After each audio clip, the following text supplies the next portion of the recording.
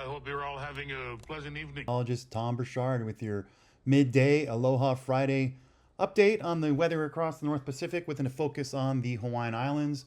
It is the 29th of August, 2025, and I'm displaying the latest visible imagery from a geostationary satellite overlaid with the one of the forecast models' first guess sort of as to what the wind is doing at the surface over the northern Pacific. And so I'd like to just point out the high pressure system between the Hawaiian Islands and Central California, centered here, and that's helping to support a somewhat diminished trade wind flow. Another high up to the distant north-northwest. It's helping to support a trade wind flow over a good portion of the Pacific to the west of the islands. But generally speaking, to where we normally see high pressure dominating to the north and northeast of the islands, you can see a fairly well-developed area of low pressure. And that's going to lead to a somewhat diminished trade wind flow over the holiday weekend. And if we zoom in a little bit, we can see streaming over the islands from the southwest some thin cirrus high clouds. These tend to maybe add the potential, at least, for some color in our sunsets and sunrises. And then off to the east of us, not much in the way of available moisture. This cirrus, though, is associated with the developing upper level low that's going to be lingering off to the northwest of Kauai for a couple of days. And so that may bring the potential for a few showers to pop up over there. But overall, continued with the drought here in the Hawaiian Islands. Off to the south-southeast of the Big Island, see a pretty well-developed circulation associated with the tropical disturbance. While it is somewhat impressive looking here on the visible imagery, it lacks any central convection or persistent convection. So the National Hurricane Center is not expecting any development in the Central Pacific, which covers between about 140 and 180 west over the next 5 to 7 days.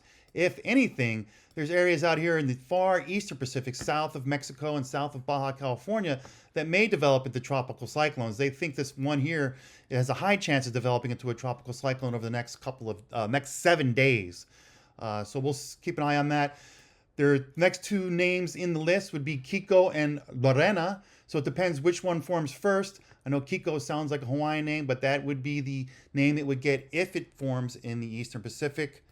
Real quick, this low cloud swirl represents the remnants of what once was Juliet. But now looking at the surf potential. It's the main two systems I talked about 2 days ago. This developing low pressure system off to the northeast of the islands has a fetch on its western side of gale or just below gale force winds. It's sort of a limited fetch and the winds aren't that strong, but it's going to linger there for the next couple of days. Well, I'll show you that in a second. And at least that'll increase the potential for some surf out of that system. And then off to the distant northwest and the far northwest Pacific, we have a low pressure system that has gale force winds of about 35 to 40 knots south of its center at the moment. And as mentioned the other day, that is expected to come in early next week. Let's just quick look at the latest run of the GFS, backing it up to our current time right about now. You can see the low to the north of us. What I have displayed here, these colors represent the surface winds and the speed. So these brighter colors represent about 30 to 40 knots of wind. These orange colors are sub 30 or right around 30 knots. And you can see the low to the north of us actually strengthens a little bit overnight. Some of those as it moves slowly south. So that's good news for generating at least some swell from the northeast for the islands. While this low in the distant northwest Pacific the center of it starts to move inland, or not inland, but north of the Aleutian Islands, and the less of that fetch will be oriented towards the islands. However, still expecting some swell to arrive from both sources. This is the Global Wave Watch, which is a wave model, which uses the winds from that GFS model I just showed you and shows you what it thinks the waves will be doing. And so you see the wave heights with this low in the northwest Pacific reaching into the green levels. If I move the cursor here, somewhere around 22 feet at its peak. And then with time, you can see when that swell moves towards the islands, it becomes increasingly difficult to discern because it's diminishing. And that's pretty normal. And so that's why I showed the period charts, because this swell, when it gets to the islands, a significant wave height of about 5 feet means the swell is probably going to be right on the order of about 3 to 4 feet coming in Monday night into Tuesday.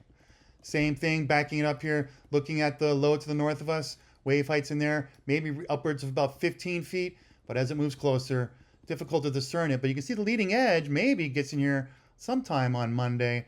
But if we look at the period, see a little more clearly, back it up, these brighter colors representing the longer periods with that northwest swell. Timing hasn't changed all that much. Here's Monday night into Tuesday. The north-northeast swell at about 10 seconds gets here, 10 to 12 seconds gets here, maybe a little bit ahead of the 15-second northwest swell, but still same sort of picture with those swells lingering at least into the middle of next week.